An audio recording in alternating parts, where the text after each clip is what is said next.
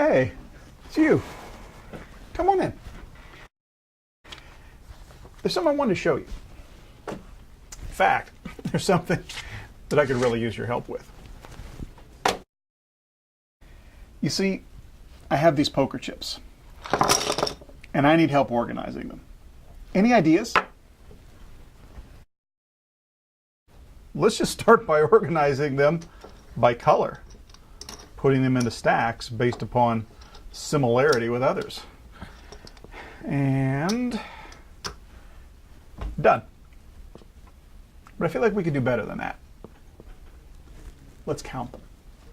I have 10 red, 2 black, 6 green, and 5 blue.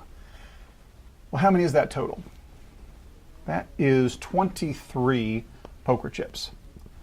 And of course, now that they're neatly organized into stacks, I can separate them and we can do some comparisons. The first thing that I notice is that the stacks are different sizes. In fact, this stack is a lot taller. Any idea why this stack is so much taller than these? It's because there's more poker chips in this stack. I know it sounds easy, but that's something really important. The greater the frequency, the greater the amount, the taller that stack is going to be. And that allows us to make comparisons just by sight. So let's review what we've learned. We have 4 categories or colors of poker chips. We know how many are in each category. And by adding them all up, we know how many we have total, 23. And by comparing the size of the stacks, we know which stack has more. So really what I've done is created a frequency distribution. And that is going to be our topic for this week.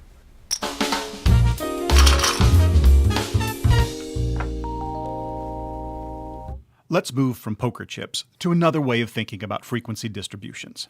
I have an interesting research question. What is the best golf ball? And I would like for you to help me answer that question. What do you think is the best golf ball? Now, the first thing that you might want to ask me is, what do I mean by best? How am I defining the word best when I say best golf ball? Now, that is an excellent question. You want me to operationally define this thing that I am calling, quote, the qualities of the best golf ball, end quote. It is quite possible that what I mean by best is different from what you might mean by best. Maybe I think the best golf ball is the one that I can find easily when I'm off in the rough at the edge of the golf course. Maybe for me, the best golf ball might be one that is bright orange, floating, and has a GPS tracker inside. But that is because I play terrible golf on some beautiful courses. You on the other hand, maybe you play golf really well. So the best golf ball for you is the one that flies the furthest, or lasts the longest, or flies the straightest, or some other important quality for you. So for the purpose of this research, we're going to define best golf ball as the one that flies the furthest. And now that we have operationally defined our dependent variable, how are we going to do this research? Well, the first thing we might want to consider is, what is our population? The population is the larger group about which we want to know something. That would be golf balls. We want to know something about all golf ball brands that are available for purchase. Now, of course, that is a lot of golf balls. And we have neither the time, the money, nor the inclination to test every single golf ball in the world. And the good news is that we don't have to, as long as we have a representative sample of golf balls to test. We know that because of standardized manufacturing procedures, golf balls have very little variability. Every golf ball in a brand is pretty much like every other golf ball in that brand.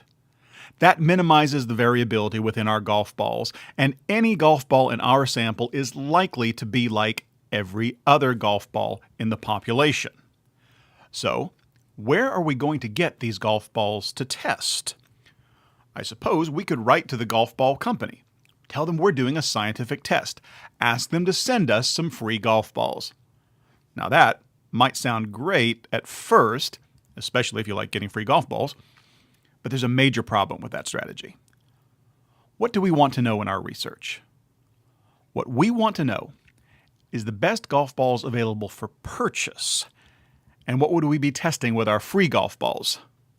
The best golf balls that the company will send us when we tell them we're doing a scientific test about their golf balls. They may not be the same golf balls as what we could purchase.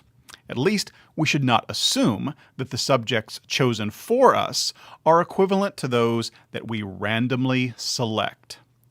So we need to purchase our golf balls, not get free ones. We want to randomly sample the golf balls, not have someone else pick them for us. So what we do is select 4 different brands to test. We plan to sample 10 golf balls from each brand. Perhaps we choose the top 4 rated brands, but we do not simply buy 10 golf balls. Instead, we buy a whole case. And then we sample 10 golf balls randomly from each case for our actual experiment. All of the random selection and random sampling makes it more likely that we will get a representative sample of golf balls. And while we're thinking about randomization and standardization, what is another source of variability in how far a golf ball flies? The golfer. If we select a human being to drive each of the golf balls, that person will not swing the golf club exactly the same way every time. That means that part of the distance that the golf ball flies is due to random error. And how could we minimize that random error? We could use a machine called Iron Byron. It is a golfing machine that has been designed to create the same swing every time. Iron Byron could help us standardize the golf swing and minimize random error as well. So we have this big red machine, Iron Byron, drive 10 golf balls from each of our 4 manufacturers, and then we measure how far each golf ball flew. And here is what we get. So, what is the best golf ball?